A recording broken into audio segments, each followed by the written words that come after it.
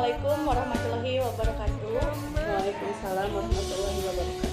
Perkenalkan, saya Tika Mutiarawati, calon guru penggerak angkatan 10 dari Kabupaten Sumedang.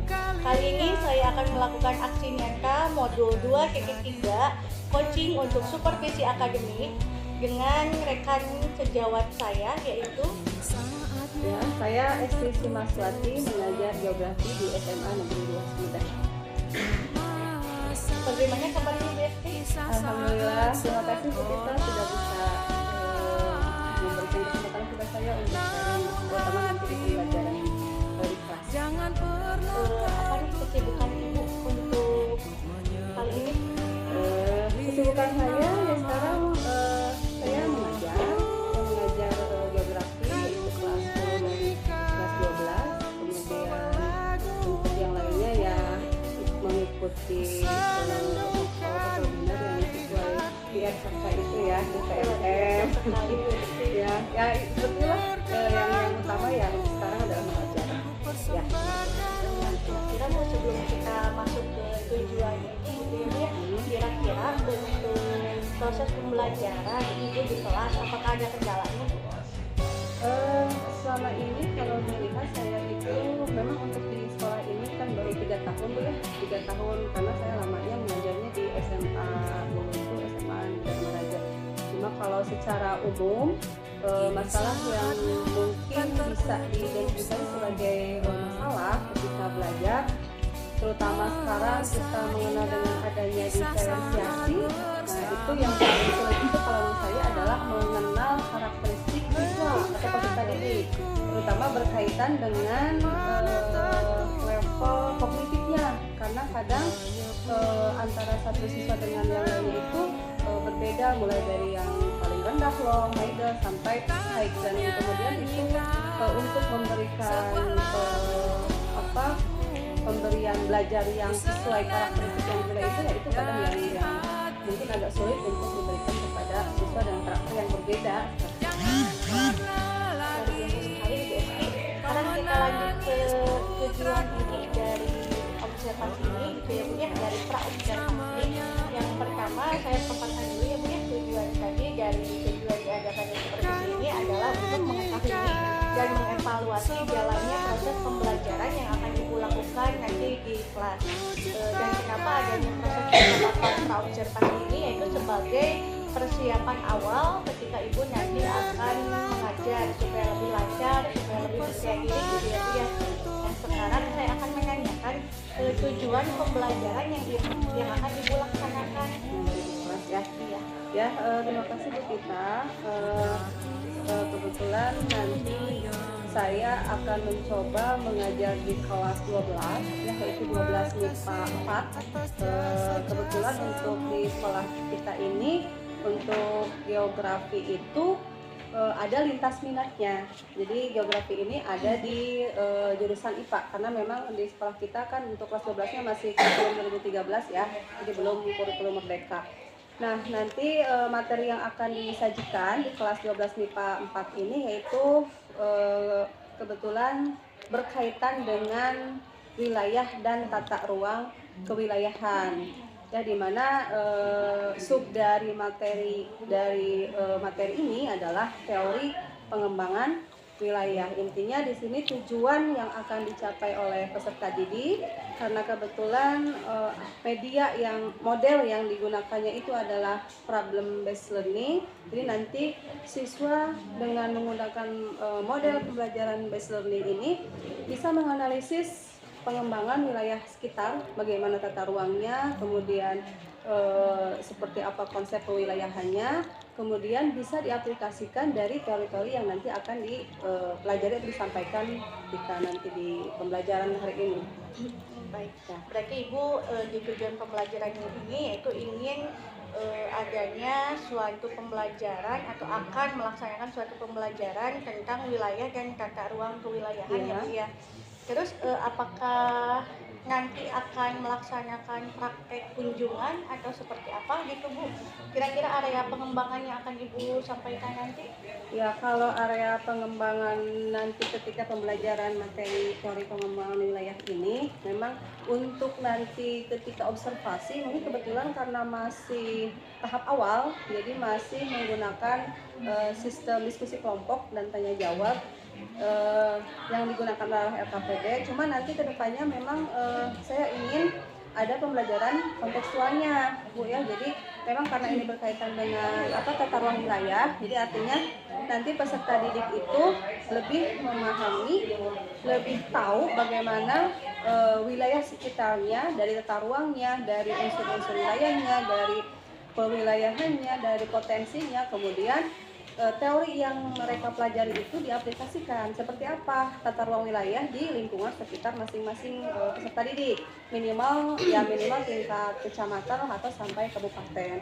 Cuma di sini nanti kalau di pembelajaran di kelas itu tidak sampai, belum sampai ke membahas hasil, belum sampai membahas ke hasil hasil observasi ke lapangan.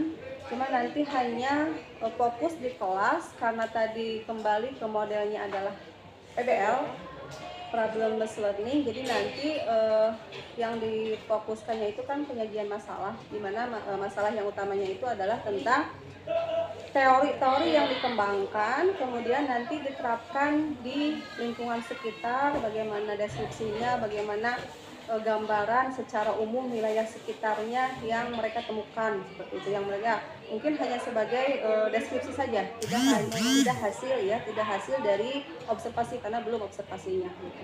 Kemudian kalau untuk penilaian sudah pasti karena dalam kurikulum 2013 itu masih ada penilaian istilahnya kriteria ketuntasan minimal, jadi harus ada standar nilai yang harus dicapai, diantaranya di kognitif sama keterampilan. Nah, untuk keterampilannya nanti di sini yang dinilainya itu adalah siswa dapat menganalisis teori-teori pengembangan wilayah, kemudian menerapkannya di wilayah sekitarnya.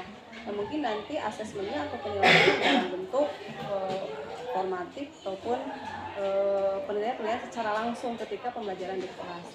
Ya, kemudian kalau untuk keterampilannya adalah karena tadi metodenya itu adalah sistem diskusi ya, kemudian ada pengelompokan, maka nanti siswa itu harus bisa mempresentasikan hasil diskusi kelompoknya di depan kelas, kemudian nanti bergiliran, dan yang dijadikan penilaiannya adalah ketika mereka mempresentasikan apakah mereka itu nanti ada instrumen penilaiannya begitu ya, ada mengenai bagaimana mereka menyampaikan pendapat, menyampaikan informasi dengan jelas dan sebagainya. Kurang lebih seperti itu untuk area pengembangannya. Nah, kira-kira Bu, ada gambaran nggak ke depannya di area pengembangan ini ada kendala nggak kira-kira, ataukah misalkan si anaknya itu harus dibuat nih per kelompoknya itu dibagi, ini bagiannya ini dengan karakteristik anak seperti ini, kemudian apa sih tujuan yang ingin dicapai per kelompok itu, atau semuanya disamaratakan gitu dalam satu kelas? Ya, dari awal tadi permasalahan yang ditemukan itu kan tadi ya, mengenal karakteristik siswa dengan beragam ya, dengan berbagai variasi, terutama berkaitan dengan potensi atau kemampuan kognitifnya. Jadi siswa itu di kelas kan ada yang low, ada yang middle, ada yang high. Nah, ya kita sebagai guru harus bisa memfasilitasi itu semua. Bagaimana kita memberikan fasilitas pengajaran yang berbeda dari karakter juga yang berbeda. Nah, di dalam pengelompokan karena sistem belajarnya adalah kita diskusi dengan membagi-bagi siswa menjadi beberapa kelompok. Nah, saya sengaja dalam kelompok itu variatif. Di setiap kelompok itu ada yang low-nya, ada yang middle-nya, ada yang high-nya, sehingga nanti perannya berbeda juga. Misalnya kalau yang low itu bagian nanti mau diberikan tugas untuk hal-hal yang mungkin bisa anak ini kerjakan. Sedangkan bagi yang misalnya high gitu, dia bisa dari segi konsepnya sudah jelas bagus, dari segi kepemimpinan juga sudah bagus, minimal atau misalnya dia diberi tugas sebagai koordinator atau ketua kelompoknya misalnya, sehingga nanti si ketua kelompoknya karena dia sudah dianggap cakap atau mahir dari hal-hal yang lain, dia bisa mengkoordinir atau memberikan fasilitas juga kepada temannya yang low sama middle gitu ya, sama low sama middle. Sehingga ya setiap kelompok, kalau misalnya setiap kelompoknya beragam seperti itu, artinya secara tidak langsung kebutuhan-kebutuhan mereka dengan karakter yang berbeda akan tercukupi ketika diskusi ya, ketika diskusi. Jadi yang low bisa difasilitasi oleh yang middle ataupun yang high gitu. Jadi sistemnya seperti apa, pembelajaran mandiri dengan rekan sejawat gitu. Kalau sama guru nggak bisa diskusi dengan teman sejawat. Ya, kadang kan anak itu ada yang dia itu bisa lebih mengerti kalau dijelaskan oleh temannya, sedangkan kalau oleh guru mungkin karena ada malu atau takut salah dan sebagainya, kadang ya tidak tercapai lah, tidak ada keinginan untuk bertanya dan sebagainya. Kalau dengan teman sebayanya, dengan teman rekan sejawatnya itu ada kebebasan tersendiri gitu, sehingga ya mudah-mudahan tercapai dengan cara seperti itu.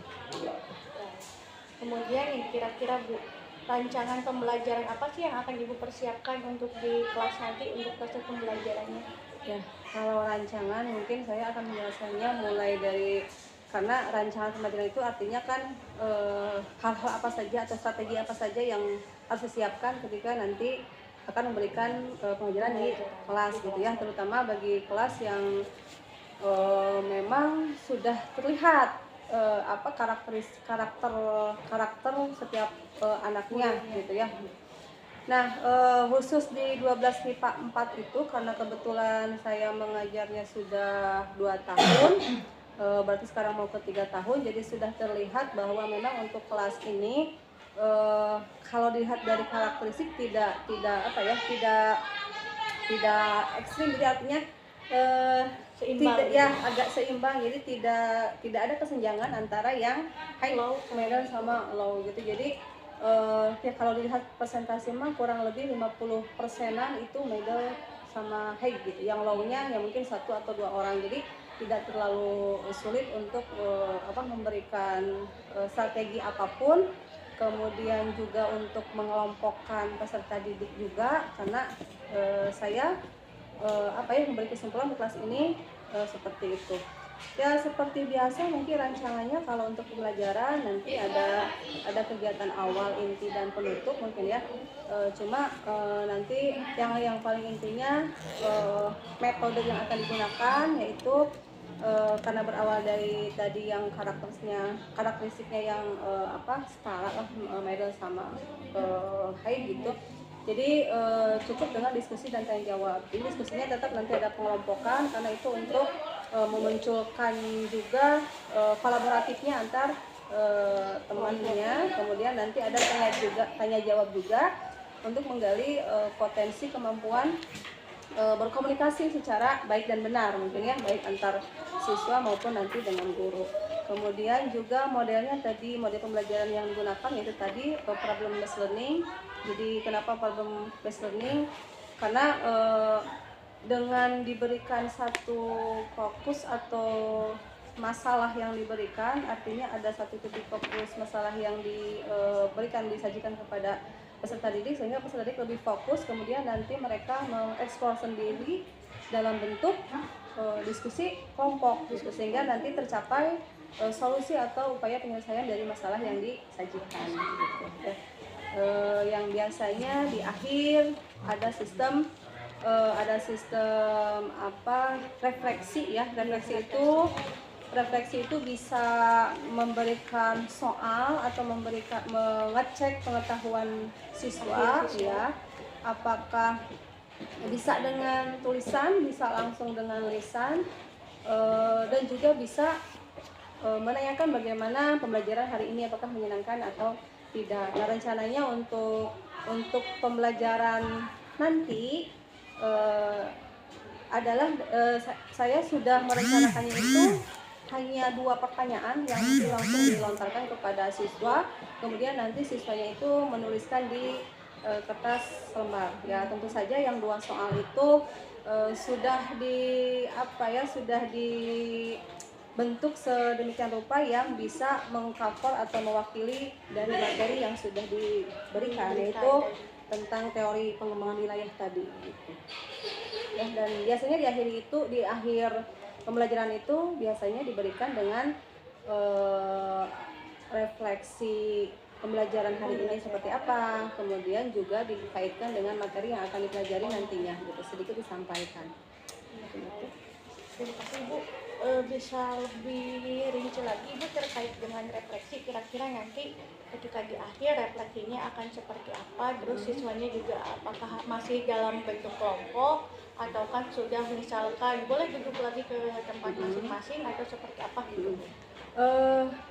Seperti yang tadi dijelaskan, jadi nanti rencananya saya hanya memberikan soal cuma dua soal. Mungkin nanti saya tampilkan di infokus di depan, dan itu adalah sifatnya individu. Jadi setiap orang menjawab.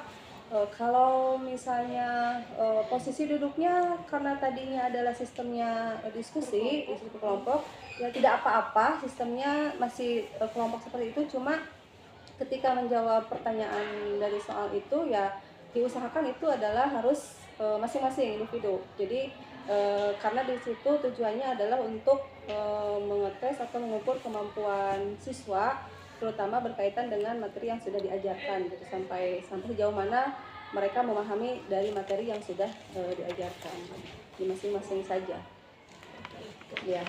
Saya sudah menangkap ya Bu ya tujuan yang akan Ibu lakukan, kemudian area pengembangannya nanti di kelas akan seperti apa, begitu pun yang rancangan pembelajarannya ya Bu ya, terkait dengan strateginya Ibu, metode yang akan digunakan yaitu diskusi kelompok, kemudian model juga Ibu akan melaksanakan model PBL ya Bu ya, gimana siswa akan difokuskan pada satu masalah yang nanti akan dipecahkan per kelompok, dan setelah itu lalu akan diadakan diskusi kelompok ya Bu ya, untuk memecahkan permasalahan yang tadi sudah disajikan itu ya Bu ya.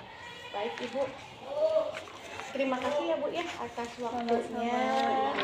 Terima kasih sekali. Mohon maaf saya sudah mengganggu waktu aktivitas Ibu. Ini juga pembelajaran dan pengalaman mungkin nanti juga buat saya. Mungkin ke depan juga saya juga menginginkan juga mengikuti jejak Ibu gitu ya. Sama-sama kita belajar ya Bu ya. Iya baik. Terima kasih Bu Estia atas waktunya. Mohon maaf atas segala kekurangannya. Wassalamualaikum warahmatullahi wabarakatuh. Waalaikumsalam warahmatullahi wabarakatuh.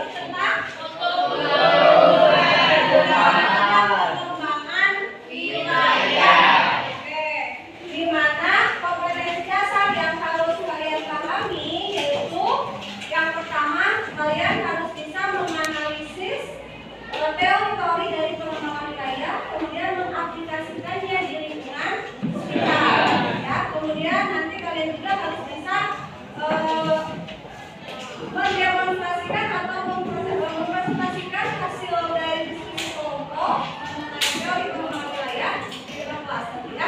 Ya. Kita diskusi nanti. Siap. Oke, kalian sekarang pernah melihat gambar-gambar ini ya? Pernah.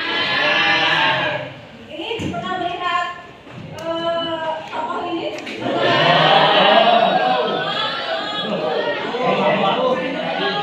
Kalau tidak langsung belum ya, ini adalah tokoh yang jauh mungkin sudah tidak ada. Ini adalah tokoh yang mengemukakan tentang teori-teori pengembangan wilayah, ya. Kemudian ini gambarnya, pernah melihat? Belum. Yang ini yang oke. Kira-kira ini ibu bertanya dulu. Kira-kira apa yang tersirat ketika kalian melihat gambar ini? Teori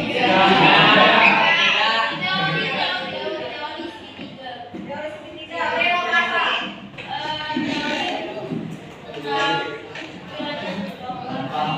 Lokasi apa? Kira-kira lokasi apa?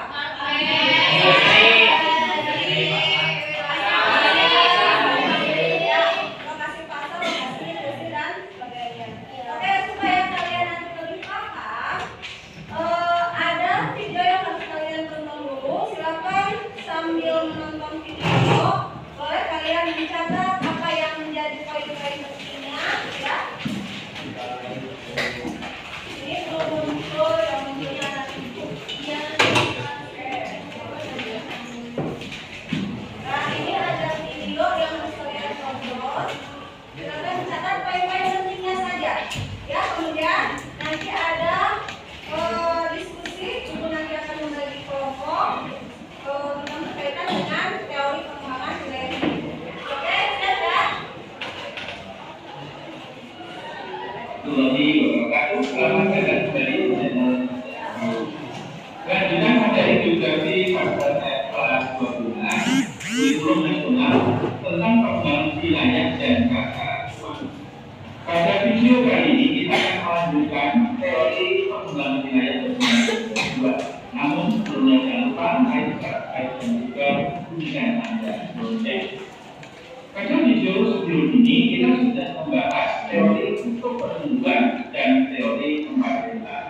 Karena itu pada video ini kita akan lanjutkan teori lokasi optimus menurut Alfred Weber, teori komponen tentang pewarnaan dan kebiasaannya. Kita mulai dari teori lokasi optimum atau teori lokasi industri menurut Alfred Weber yang mengatakan landasan berpikir dari Weber adalah bahwa pemilihan lokasi industri ini berdasarkan atas prinsip biaya minimum. Di lokasi industrinya di mana? Lokasi setiap industri tergantung pada total biaya transportasi dan tenaga kerja. Di mana jumlah keduanya itu harus minimum. Nah, disitulah lokasi industri yang paling menguntungkan. Faktor penentu lokasi industri ini yang pertama adalah faktor regional, terdiri dari biaya transportasi dan juga upah tenaga kerja, dan faktor yang kedua adalah kekuatan aglomerasinya. Namun juga di dalam penentuan lokasi industrinya ini adalah memperhatikan indeks sosial, yaitu perbandingan berat dan baku dengan berat barang jadi atau produk akhir. Karena itu, Weber menghasilkan 3 skema lokasi industri. Lokasi industri di P1, P itu plus ya, P1 di tingkat pasar. Ini ya, P1 di tingkat M market, R-nya adalah bahan baku, dan P-nya ini adalah place atau lokasi industri. Lokasi industri di tingkat pasar itu jika indeks materialnya adalah kurang dari 1, di mana bahan bakunya atau materialnya ini itu lebih ringan daripada barang jadi, sehingga lokasi dilokasikan tempatkan dekat dengan pasar atau industri retailing. Antara lain adalah makanan, minuman, perhiasan, cendera mata, dan lain-lain. Yang kedua, lokasi P2 adalah lokasi industri yang didekatkan dengan bahan baku, ya, Jika indeks materialnya lebih dari satu, di mana bahan baku itu lebih berat daripada bahan baku. Apa saja antara lain? Ini antara lain adalah industri marmer, pabrik marmer, kemudian ada pabrik gula, kata besi baja dan lain sebagainya.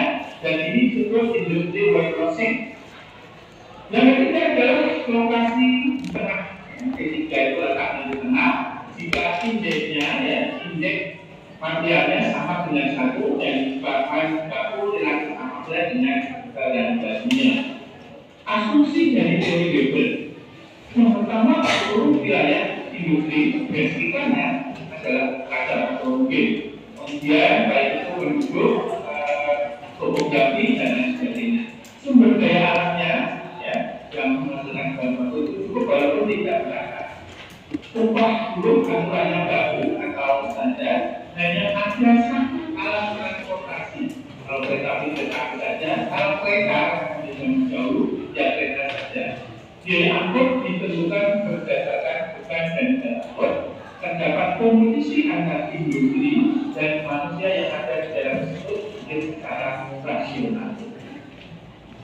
Kita lanjutkan yang keempat adalah teori lokasi pertanian. Ini dikemukakan oleh konsumen pada tahun 1826. Kedua, nilai sewa lahan pertanian itu ditentukan oleh jaraknya terhadap pusat kota. Ini pusat kotanya, pusat kota warna hitam, yang warnanya abu-abu ini adalah paketnya, pasarnya.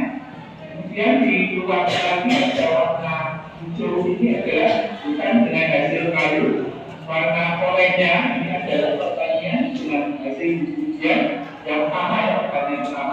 Kemudian warna kuning yang paling luas ini adalah lahan garapan dan rumput dan sebagainya. Baru ini pertanian lain, pertanian lain. Kemudian tingkat sewa lahan adalah paling mahal pusat kota, kemudian juga dengan pusat kota atau dengan pasar, dan makin murah bila jauh dari pasar. Ini konsep teori lokasi perhubungan. Dasar teorinya adalah bahwa lokasi lahan pertanian yang jauh itu akan menghasilkan petani untuk menempuh jarak panennya itu juga menjadi lama. Dan nilai sewa lahan pertanian itu bergantung dari jarak karena terkait dengan biaya transportasi untuk produk panennya. Kemudian produsen tersebar pada daerah yang luas, konsumennya daerah yang luas itu konsumennya semuanya ngumpul di pasar. Di konsumennya ngumpulnya di pasar semua. Karena itu kurva dan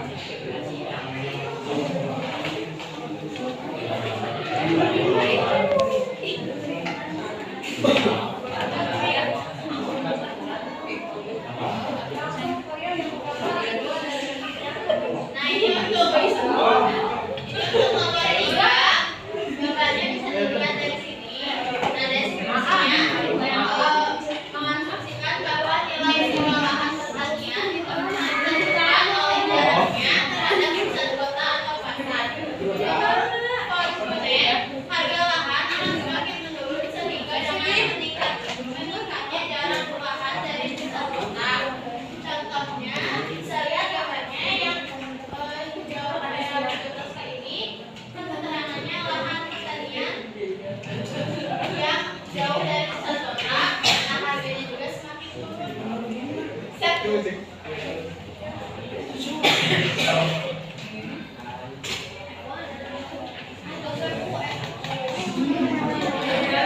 tempat sentral yang piramid 3.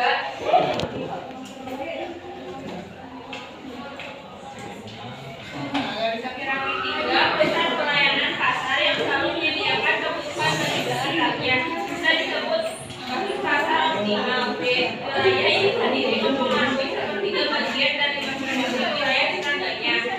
Yang piramid 4 lalu lintas transportasi melalui panjang jalan dibiarkan karena langsung menuju pusat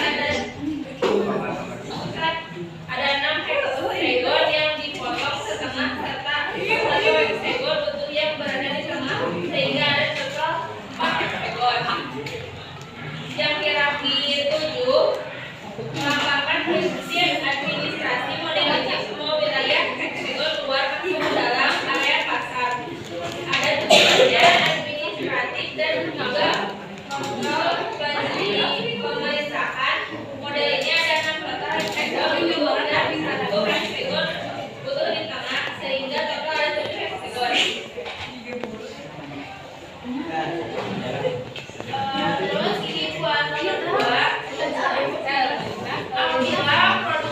Deskripsinya itu kan apabila produk akhir dari suatu kegiatan industri mengalami penyusutan berat atau volume dari berat atau volume bahan baku awal, lokasi industri akan cenderung berada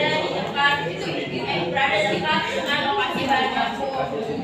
Bisa dilihat di sini lokasi industrinya bertemu dengan bahan bakunya. Hal itu dikatakan untuk mengurangi biaya ongkosnya juga seperti itu.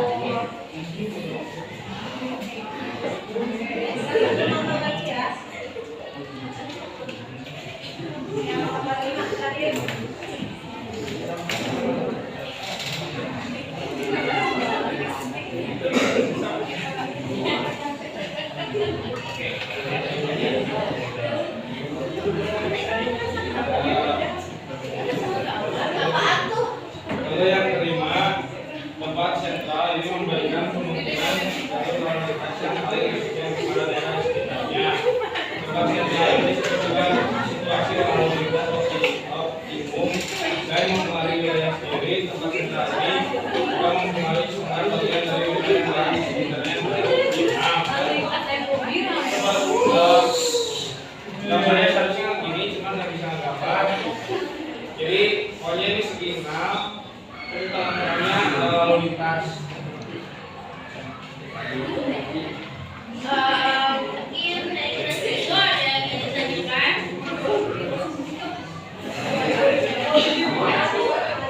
Apa itu?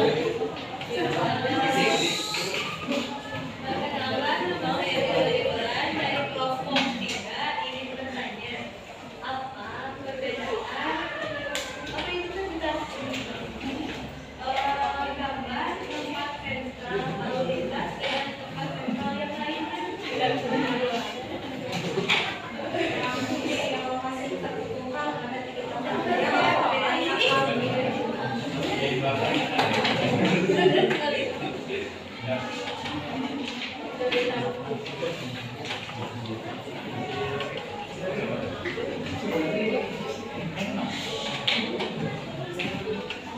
Mungkin bakalan dibantu dijelaskan oleh kami mulai dari yang pasar dulu. Pasar bukan pelayanan pasar yang menyediakan kebutuhan bagi sekitarnya. Jadi mungkin karena pasar itu selalu menyediakan kebutuhan untuk sekitarnya. Jadi posisinya juga kan itu ada di tengah-tengah ya. Jadi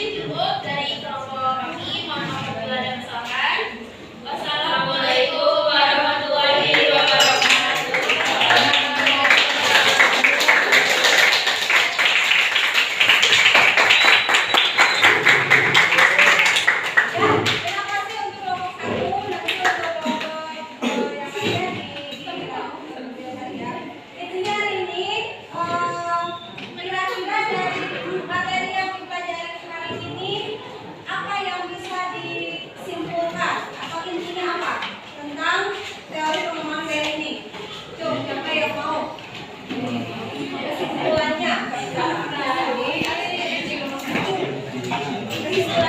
ada yang mau?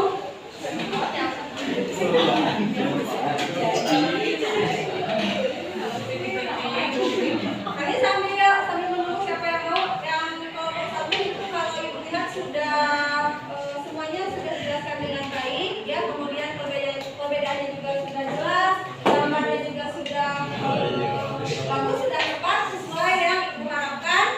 Tadi diskusinya juga bagus, pertanyaan juga bagus. Artinya terutama dari tempat sentral, karena secara setelah itu hampir sama, maka tanyakanlah apa yang membedakannya, ya. Dan jawabannya 60% sudah benar, ya, dari yang tadi disampaikan oleh kelompok satu. Sekarang kesimpulannya apa dari materi yang hari ini dijelaskan? Siapa yang mau? Ada?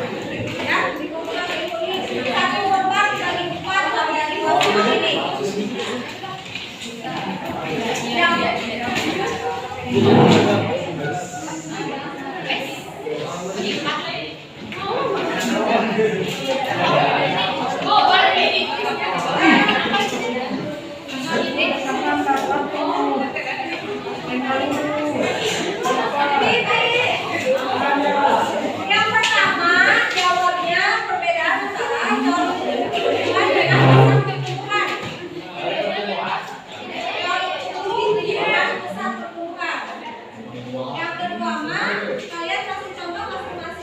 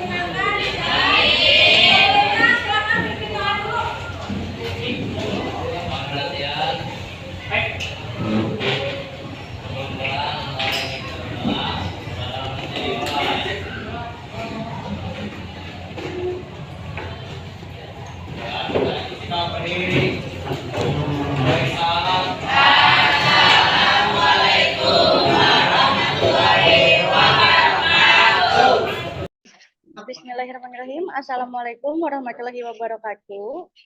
Waalaikumsalam warahmatullahi wabarakatuh. Bertemu kembali bersama saya Cita Mutiarawati, calon guru penggerak angkatan 10 dari SMA Negeri 2 Sumedang, Kabupaten Sumedang. Kali ini saya membersamai dengan Ibu Eski Maswati, itu guru mapel dari geografi dari SMA Negeri 2 Sumedang, dan pengajar praktek saya yaitu Ibu Nenden Nataliawati. Untuk kesempatan kali ini saya akan melakukan pasca observasi yang sudah saya lakukan bersama Ibu Eski tertanggal hari Kamis minggu kemarin. Selanjutnya saya akan bertanya kepada Ibu Eski, bagaimana kabarnya Ibu Eski hari ini? Baik. Ya, alhamdulillah Ibu Tita dalam keadaan sehat hari ini. Kebetulan sekarang lagi break, lagi tidak mengajar. Oh, lagi istirahat dulu ya Bu ya? Tidak ada jadwal. Ya. Baik, Ibu mohon maaf saya akan bertanya terkait kemarin ya Bu ya, hasil dari observasi. Saya akan melakukan tindak lanjut lagi di pasca observasi ini.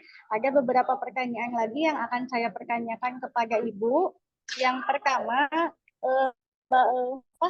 bolehkah Ibu ceritakan kembali gitu, ketika kemarin kita sudah pra-observasi, kemudian juga sudah melakukan observasi gitu Bu, apa aja yang Ibu rasakan atau Ibu alami kemarin gitu Bu, ketika kita pra ataupun ketika kita Oke. Oh iya. Oke, terima kasih Ibu Tita. Selamat siang Ibu Tita dan Ibu Nenden. Terima kasih atas waktunya. Assalamualaikum warahmatullahi wabarakatuh. Waalaikumsalam warahmatullahi wabarakatuh. Minggu kemarin itu ketika saya diobservasi, kebetulan memang kalau untuk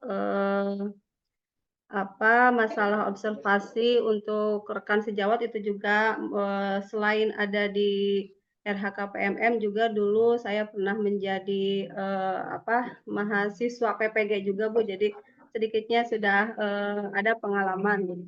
Nah kemarin kebetulan karena yang diobservasi itu adalah kelas 12 MIPA 5, kebetulan di SMA 2 Sumedang itu kelas 12-nya ada lintas minat untuk geografi dan masih kurikulum 2013. Jadi saya kemarin mengambilnya itu di kelas 12 MIPA 4. Nah, materi yang diambil saat itu adalah mengenai tata ruang dan kewilayahan, kemudian submaterinya itu tentang teori dari pengembangan wilayah, kemudian secara keseluruhan strategi yang diambil untuk kegiatan pembelajaran hari itu, yang pertama metodenya saya menggunakan metode tanya jawab dan diskusi, kemudian model pembelajaran yang digunakannya itu adalah PBL, Problem Based Learning, di mana di dalamnya ada kegiatan mulai dari kegiatan awal, kemudian kegiatan inti dan penutup. Ya, seperti biasa di kegiatan awal ada hal-hal yang memotivasi siswa, diantaranya menampilkan gambar, kemudian juga ada tujuan pembelajarannya disampaikan, kemudian ada tanya jawab sedikit mengenai materi yang sudah dipelajari sebelumnya, kemudian di intinya ya dimasukkanlah sintak mengenai dari model pembelajaran PBL itu sendiri. Di antaranya di dalamnya selain ada sintak PBL juga ada pembagian kelompok, di mana pembagian kelompok ini juga melihat ada sedikit disesuaikan dengan yang sedang tren sekarang gitu Bu, yang diferensiasi pembelajaran diferensiasi, di mana ketika pengelompokan anak-anak itu berdasarkan karakteristik siswanya, terutama berkaitan dengan karakteristik potensinya. Nah, di situ dari PBL ini kan diawali oleh fokus masalah karena berbasis masalah. Jadi ketika mereka melakukan diskusi, ada masalah yang yang disajikan kepada setiap kelompok dalam bentuk KKPD, kemudian mereka ditugaskan untuk menyelesaikannya secara diskusi. Nah, dari situ juga diproses masih berjalan, yaitu ada presentasi di depan kelas setiap kelompok, kemudian nanti di situ ada sistem tanya jawab juga antar kelompok, kemudian nanti saling menanggapi. Di akhir seperti biasa ada refleksi bagaimana pembelajaran hari ini, menyimpulkan materi, kemudian juga ada post test, di mana saat itu saya memberikan 2 soal mengenai materi yang disampaikan hari itu dan langsung dijawab oleh siswa secara individu. Itu mungkin secara ringkasan dari kemarin yang sudah dilaksanakan.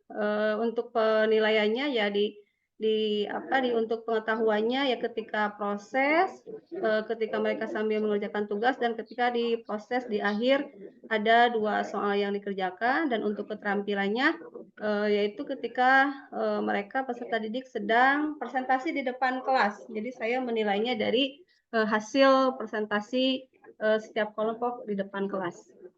Itu mungkin secara ringkasnya untuk hasil kemarin observasi di 12 MIPA 4. Ya.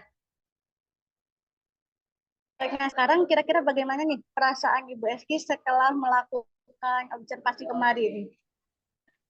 Perasaannya ya karena sebelumnya ada persiapan dulu, ada praobservasi di mana di dalamnya ada sistem diskusi dan tanya jawab antara saya sendiri dengan Ibu Tita yang sebagai yang mengobservasi saya, kemudian juga ketika saya di kelas juga ada seolah dimonitoring gitu ya, diawasi, dan di akhir ini juga ada sistem refleksi. Jadi saya merasa ya kalau dalam hati itu ada merasa senang. Karena apa? Karena mendapat pengalaman dan informasi-informasi yang mungkin bisa menambah atau meningkatkan kompetensi saya terutama di pembelajaran untuk di kelas seperti itu. Karena karena ini kaitannya dengan apalagi sekarang program penggerak seperti ini, itu pasti banyak informasi yang mungkin dibutuhkan oleh, guru-guru di sekolah dalam kegiatan pembelajaran seperti itu. Berarti Ibu cukup senang ya Bu ya bisa Ya. berbagi informasi gitu ya Bu ya. Ya, kemudian Bu, apakah pembelajaran yang Ibu lakukan itu sudah dikatakan berhasil gitu Bu? Kalau saya menilai sendiri ya karena saya yang mengajar sendiri dan kemudian yang membuat strategi pembelajaran sendiri, saya juga melaksanakan, tahapan-tahapan dari apa yang sudah saya, atur di strategi pembelajaran, ya sudah sesuai.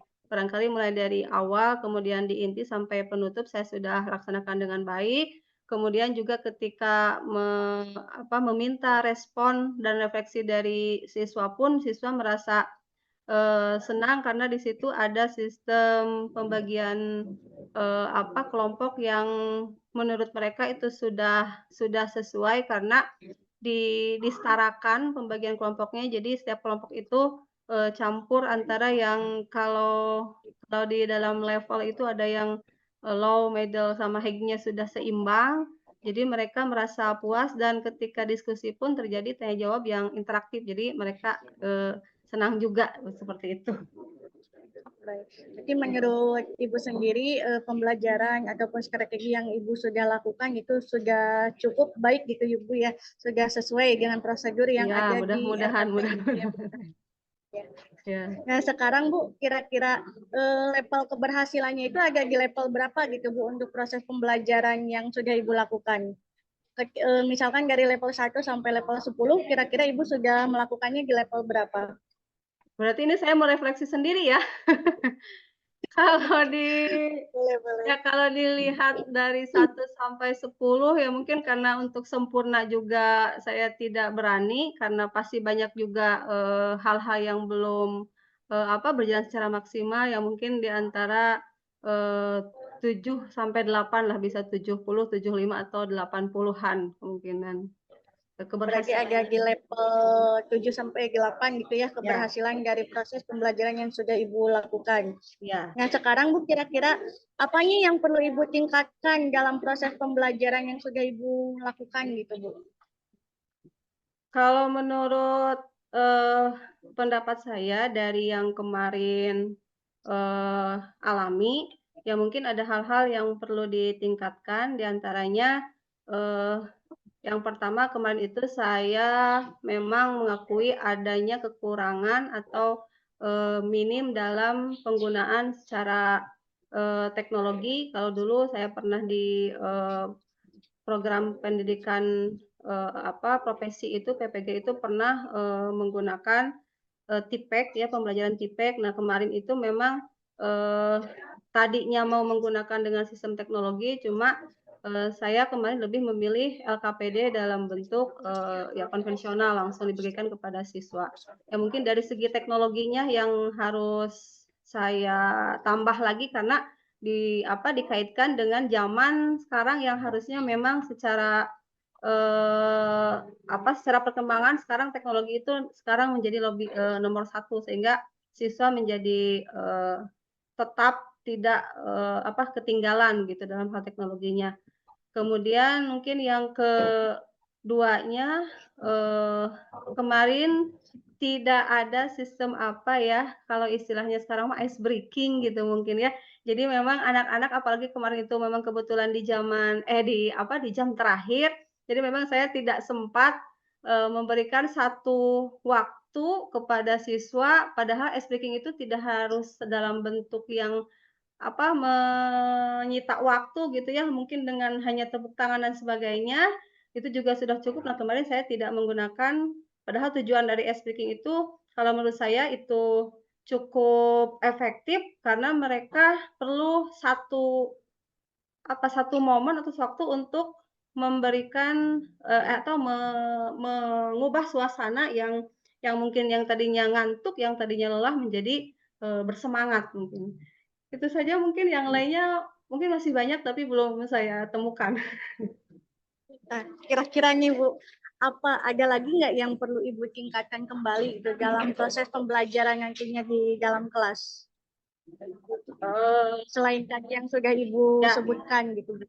Yang lainnya mungkin bisa saya tingkatkannya lagi dalam penggunaan metode dan model mungkin yang lebih bervariasi. Jadi tidak hanya yang sering saya gunakan, kalau tidak PBL pasti PJBL gitu ya, karena berbasis masalah dan proyek biasanya. Ya mungkin juga ke depan saya juga harus menggunakan model-model yang lain gitu ya, seperti inquiry, seperti discovery learning dan sebagainya. Nah itu memang kekurangan saya belum bisa, apalagi ke setiap kelas yang berbeda menggunakan model atau strategi yang berbeda juga. Nah itu ke depan itu sepertinya dengan zaman sekarang yang harus mengenal diferensiasi, kemudian karakteristik siswa yang berbeda, itu harus diterapkan lebih baik gitu untuk model dan metode yang akan digunakan. Baik, luar biasa Ibu. Berarti Ya. lebih ke penggunaan metode sama model lagi ya Bu ya yang harus Ya, yang harus Ibu tingkatkan di dalam proses pembelajaran. Nah, sekarang kira-kira Bu, tadi kan Ibu sudah memaparkan bahwa ada ice breaking ya Bu ya, ice breaking yang ketika kelihatannya simple tapi memang itu teh buat anak mah kadang yang tadinya ngantuk mungkin bisa jadi lebih bersemangat lagi gitu ya. Mencairkan suasana gitu ya. Berarti kan di situ ada pengelolaan kelas yang lebih aktif gitu ya Bu ya. Nah, kira-kira menurut Ibu di proses pembelajaran Ibu, kira-kira bagaimana sih cara Ibu untuk meningkatkan keaktifan belajar siswanya gitu Bu? Ya. Nah, ini masalah agar di kelas itu lebih aktif. Ya, oke, terima kasih. Masalah keaktifan memang agak bukan sulit sih. Jadi setiap kelas memang berbeda ya, berbeda karakter. Jadi ada kelas yang secara keseluruhan dari segi kemampuan dan juga mungkin dari hal-hal gaya belajar dan sebagainya itu sangat berbeda, signifikan perbedaannya. Ada juga kelas yang secara diferensiasinya sama gitu, seimbang. Nah, kemarin kebetulan di kelas 12 MIPA 4 itu karena memang kalau dilihat dari kemampuan agak seimbang antara yang middle sama high, jadi yang punya kemampuan menengah atau tinggi. Jadi yang low-nya agak sedikit. Jadi agak mudah lah untuk merangsang dari keaktifan siswa, terutama ketika diskusi dan tanya jawab, sehingga ya memang kemarin hasilnya juga sangat bagus gitu, menarik, interaktif.